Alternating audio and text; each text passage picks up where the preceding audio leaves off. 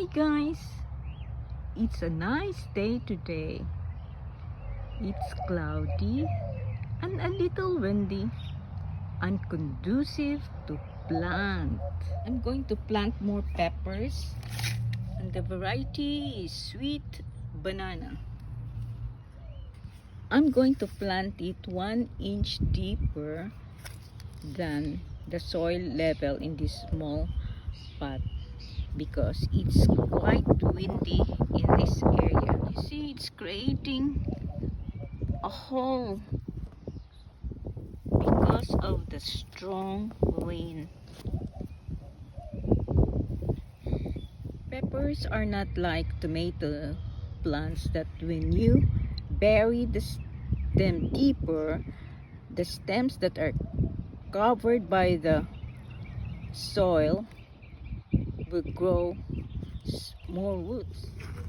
I'm going to use a teaspoon of the mixed fertilizer I made, intended for peppers, tomatoes, and eggplant. I have a video of this in the fertilizers to use in the tomato plants.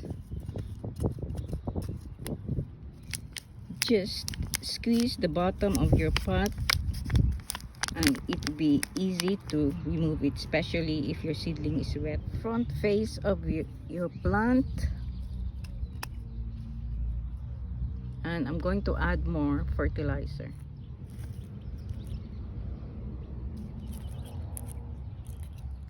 These two peppers have yellow leaves. I'm going to use fish fertilizer. These turnips have yellow leaves and look dying when I planted them. I used the fish fertilizer and look at them. Aside from the sweet banana, I have the Golden California Wonder, pimento. These are red bell peppers. This one is cayenne. I also use alfalfa pellets as side dress. I'm going to use this once a week. When the plants start to flower, I'm going to use this bloom booster fertilizer. And then later on, the plant food for tomatoes and other vegetables when they have fruits already.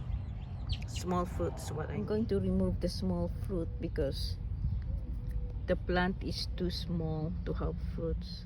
Kindly subscribe to my channel for those who have not subscribed. Like and share my videos. Have a nice day.